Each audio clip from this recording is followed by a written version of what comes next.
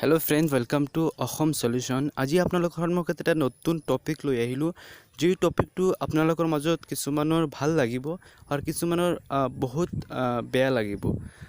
তথাপিও মই আপোনালোকৰ সন্মুখত এই টপিকটো লৈ আহিলো কাৰণ বহুত জনে এইটো টপিক গুগলত গৈ ইউটিউবত গৈ সাৰ্চ কৰে।